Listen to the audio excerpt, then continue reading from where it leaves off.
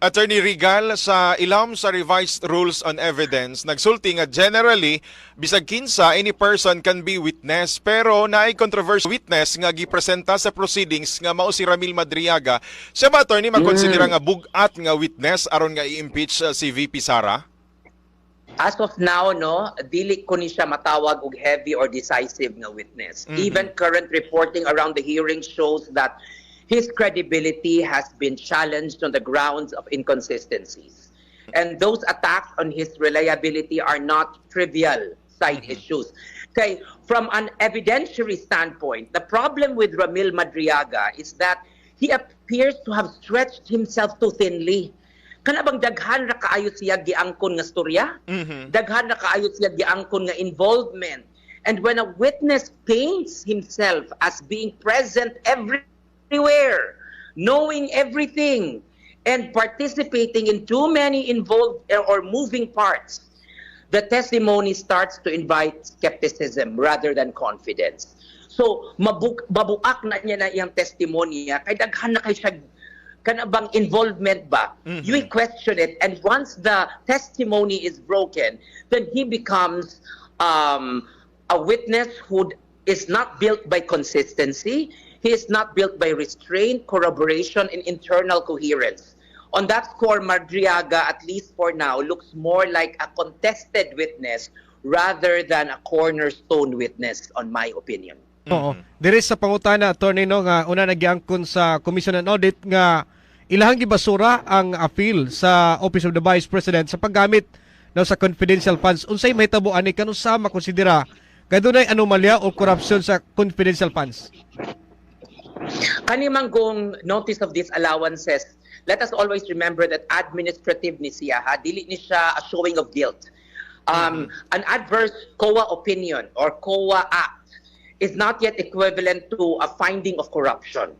So recent reporting on the 2023 use of confidential funds states that the COA flagged as post-directive, pero walay criminal findings pa ni siya because there is still a process that we can still continue to use, no? So the Vice President's camp can still appeal this to the Court of Appeals under Rule 43, and after that, kung adverse gihapon ng opinion sa Court of Appeals, then they can still bring this up to the Supreme Court using Rule 45 under the Rules of Court. So legally important, the notice of disallowance is still subject to appeal. Mao gina siya. So pending audit dispute, this is not yet a settled conclusion of bad faith, fraud, or corrupt diversion. So di pa ta makasulti gyud in inconclusive evidences that there is corruption involved in the use of the confidential funds with the Office of the Vice President. Attorney Rigal, karong adlaw, mga alas 10, magsugod na ang laing hugna sa impeachment proceedings. Unsay mo gilauman ani attorney nga mahitabo karon?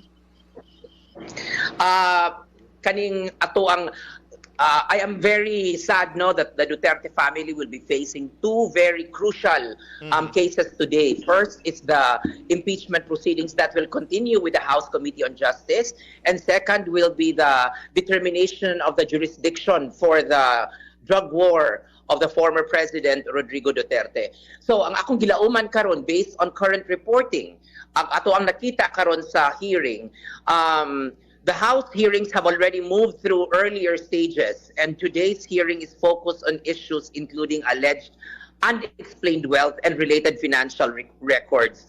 Ang ako lang na kita og murag na kuan ko, naguol ko because ang ilang gipang presentar karon nga mga ebidensya are usually or basically katupang na mayor pa si Inday Sara, no? Katong when she was allegedly depositing various banks from 2006 to 2015. And then ang iyang net worth nga si ang SALN po i-discuss siguro karon is based on 2007 to 2017. This year's pa ni nga dili pa Vice President ang ato ang Vice Presidente karon. So ang kanimang impeachment proceedings should be based on impeachable offenses on an impeachable officer.